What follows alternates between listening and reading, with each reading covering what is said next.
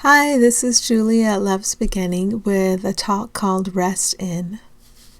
The first statement I have today is, if you notice it feels deeply uncomfortable to comment upon who someone fake is, and it's a great relief to acknowledge and rest in who they truly are. So this is something I've noticed is that the ego would send me thoughts, positive and negative, about who you are, or who anybody else is. And it seems like a good thing to comment positively upon other people, but this seems to fall away equally with wanting to comment negatively about people. And it's not like we have to discipline ourselves and decide, well, spirit sends this type of thought and ego sends this type of thought, so from now on I don't make these kinds of comments about people. No, not at all, because what I say is just caused by what I think. What I say is already programmed in. It's just caused by what I think. But as I notice how I'm feeling, more and more I'll stop before I would give ego control of my voice to say the thoughts it's bringing to my mind, because I'll know I feel anxious, tense, disturbed, and then I would be speaking from that state of mind. So more and more now, I would just be quiet and sort myself out and hear these thoughts the ego would have me say. But no, they don't actually feel good. And social interaction for me, social situations for me, I've noticed are situations of perceived threat and defense, because it just seems like more is going on. And it's, what do I want to say? It seems normal or natural to be in a state of tension and in a state of perceived threat and defense, even in a friendly sense, and that the ego likes this. This is the ego's jam. This is how the ego rolls. So it's interesting to see that ego control slipping away, and there's a little bit more listening and understanding and feeling and understanding, I don't have to roll along this accustomed path. I can just be quiet and I can let it all get sorted out. But it's like I don't know. I've been in defensiveness, even in a situation that the ego would call, this is a feel-good situation, this is a comfortable situation, until I start really placing the priority on how I feel, and then I can feel, even in this feel-good situation, there's tension and defensiveness. Let's go into that. And so I do, and then even that falls apart too. But underneath there's this faith and trust that feel-good type of thing that the ego has set up it's tension. There's tension there. And there's wanting to please people. There's a confidence that you can please people and be pleased by them. And so that's what we call, I'm relaxed in this situation. But underneath that, there is this tension. So it's interesting to dive right into the middle of that and agree to let it fall apart. When I let it fall apart, I can appreciate who you truly are instead of who we have agreed you are. So let's say I have a friend and I want to defend that friend's separate self. I have agreed with that friend, this is who you are and this is who you aren't, and we have formed an alliance based on, and they have a version of me that defends this idea of me. This is who you are and this is who you aren't. And we would be maybe positioned to defend each other, and that's just war. That's just war buddies. Instead of who are we really, and the quiet recognition of who are we really, in the quiet resting in safety of who are we really, and that doesn't exclude anybody. There's nobody excluded from who we are really. So that is an interesting space to be in and to look at, to explore, and let all this other stuff, all these other structures just fall down because they are not needed. Let's see, anything else here? I think that's it. There is still a belief that the uncomfortable is pleasurable. Yeah, this is what I was touching on before. We have these ideas, maybe with friends or family, I am accepted here, I am loved here. But underneath that, there are these currents of discomfort and little tracks we have ourselves in, around the idea like I have to please you and I have to avoid displeasing you. Or maybe it seems to be the other way around. You have to please me and you have to avoid displeasing me, and this is what it's built on. So this tension, this defensiveness of you are a separate self. We have agreed to be two separate selves together, and we have agreed to form an alliance, and we both have confidence that we can rest on and relax into this alliance, and that's what seems to give us comfort. But now I'm starting to look at that and see all of that is tension, and underneath all these agreements a separate self seem to have made with each other for defense in this world that can come get you. At least I have you, friends and family. All of this is built on tension and pleasing and avoiding displeasing, whether you seem to be in charge of that dynamic or subject to that dynamic. It's all based on tension and discomfort.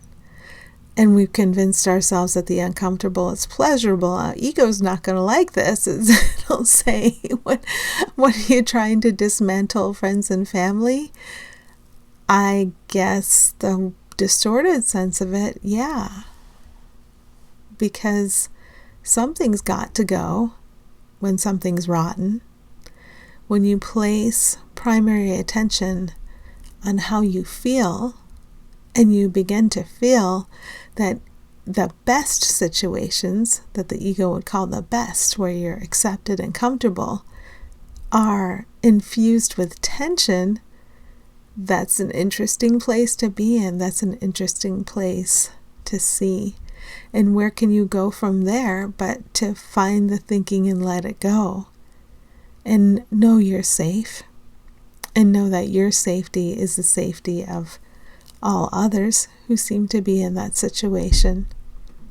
And just keep moving forward on that basis. Let's see, part of this was satisfaction, excitement, pleasure. Oh, okay. Yeah, I made a note of that because there's love, there's what's actual, that the ego doesn't know anything about. So if I'm primarily identified as ego, I'm going to know ego's brand of fake love. That's kind of like an addiction and can be gained or lost, or somebody can seem to have more or less of it than another. Fake love. But actual love, if I'm identified as ego and listening to his thoughts, I know almost nothing about it. Almost nothing. So the ego will have me hooked on the drug of satisfaction or excitement. We can mistake excitement for happiness. Pleasure, which is exactly the same as pain because all the opposites are the same thing. And that can be confusing. You know, we're still addicted and we're still feeding on these states of mind, but we still have the ability to notice tension and discomfort and go into it and let it fall away. No matter what we're still feeding on, we have the ability to notice tension, find the thought associated with it, and take that thought to the light. And as we do, it becomes more and more obvious to us where our thinking is rotten. Maybe surprising, but more and more obvious to us. Okay, the next idea was the whole idea that you can get something positive out of a body. you can drop that. And this is challenging to the ego because the ego has special bodies that it says it trusts. It feels they're predictable. My family, my friends. And we feel a sense of safety with particular bodies. But if we're going to have special safety, then we're going to have special lack of safety and special defensiveness with other bodies. So if you think about dropping this entire curtain of, on the one hand, these bodies I feel safe and comfortable with, and on the other hand, I don't trust these other bodies. And underneath that, what's really here? What's really here? No bodies at all. And what's really happening when I perceive a body? I have made that perception. And what are the building blocks of that perception? The thoughts, I believe. So again, it's just an interesting, open place to be. It's not like the ego can take over in this place. I mean, it could if I allowed it to.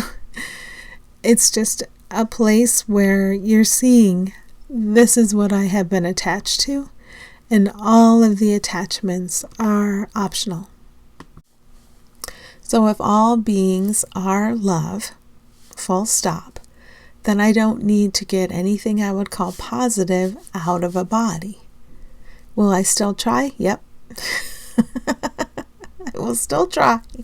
I will still try. But here's what I can do now. I can notice when I feel tension and stress.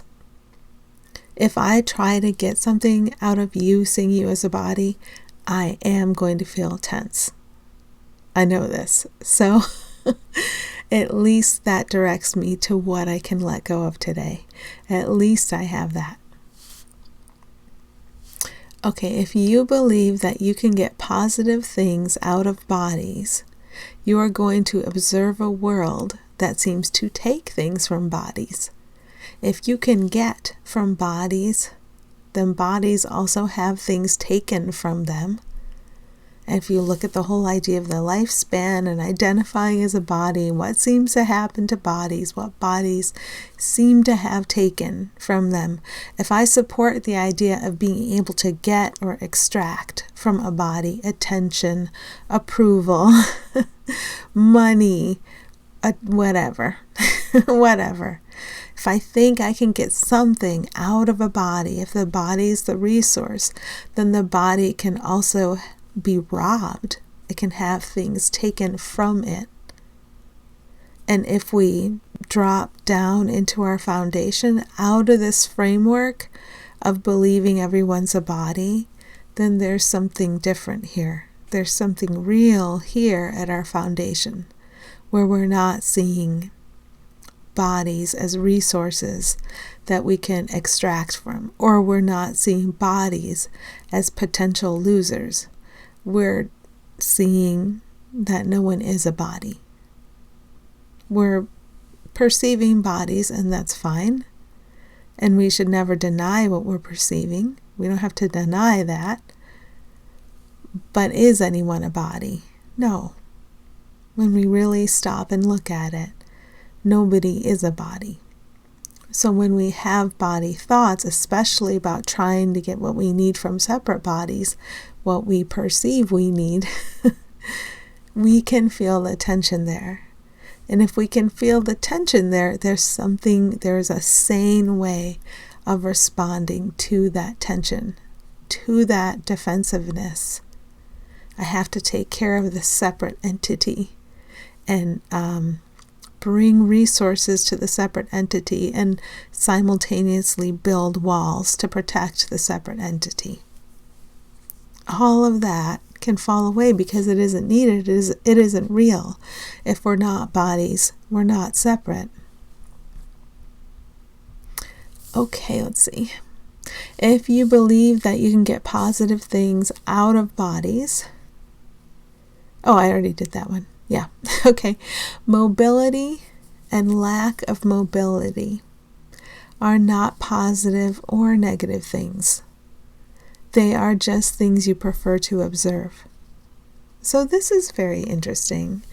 If you look at a body that seems to have ability, mobility in some way, and then you look at a body that seems to have some sort of lack of mobility. So one has ability and one has lack.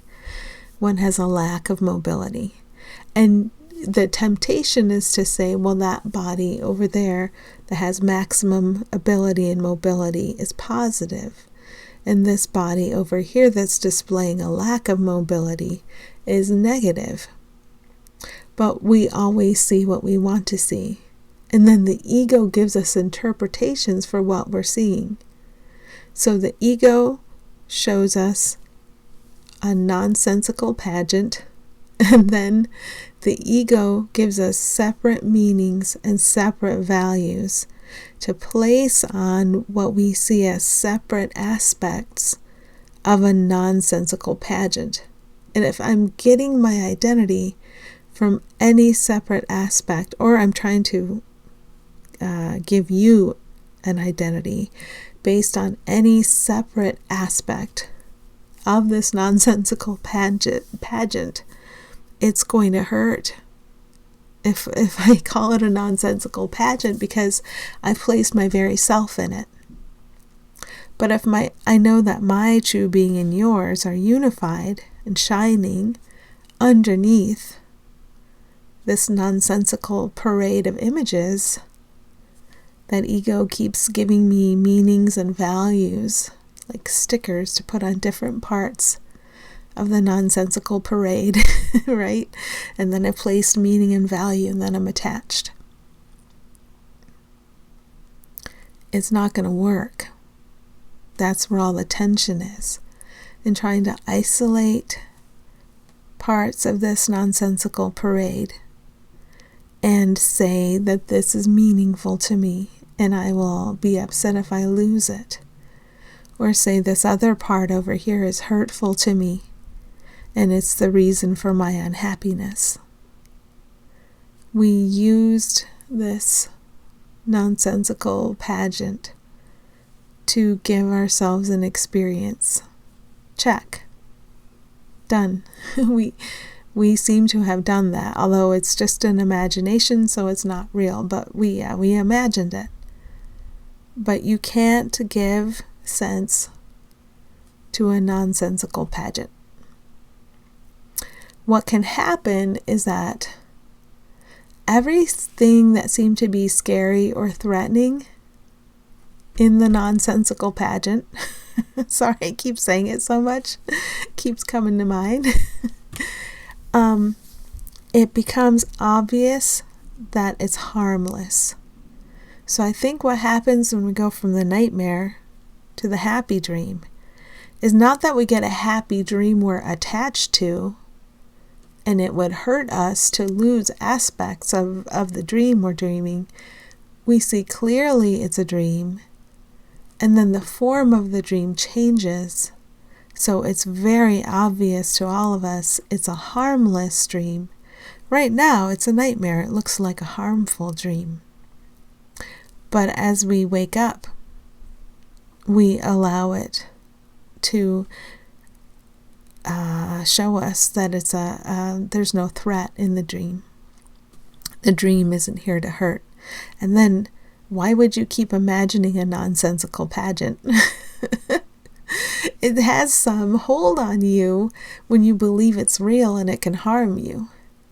But if you wake up to the fact that it isn't real and it can't hurt anyone and it never has, and there is no separate one to be hurt, then there's no reason for the dream anymore. So this is what we're moving toward. This is what we're moving toward. And we're always observing things we prefer to observe. And the ego always has meaning and value ready and waiting to give us, to slap on this dream we're having. And it's the dream interpretation and say the dream means this and the dream means that. And but underneath, when you get in touch with what's shining underneath the dream and you learn to rest in it, even for 1 second at a time, And you remind yourself, I'm seeing what I want to see, and I'm having a nightmare or a happy dream, but I'm dreaming, and ego's going to keep trying to give the dream meaning it can't have. All the meaning and value is in our shared and unified self forever. And when we take our attention off the nonsensical parade and we put it on the light that's always shining underneath it, then ego's probably going to try to come back and give you a reason to say that the nonsensical dream is real and harmful. But if we know how ego operates, we made it up, we imagined it. It's not real either. But it's powerful because our mind is powerful. So a fantasy imagined by a powerful mind is powerful. If we know we've just got ourselves in the grips of our own powerful fantasy, that's very different than believing a nightmare is real and that you have to battle and struggle within it. Okay, so Rest In was the title I got for this, and I'm assuming, let's give meaning and value to it, it means rest in the stillness and the peace that we are, and everything starts to make a very, very safe kind of sense that gives you a place to relax. So happy dreaming and happy healing to you. Thank you.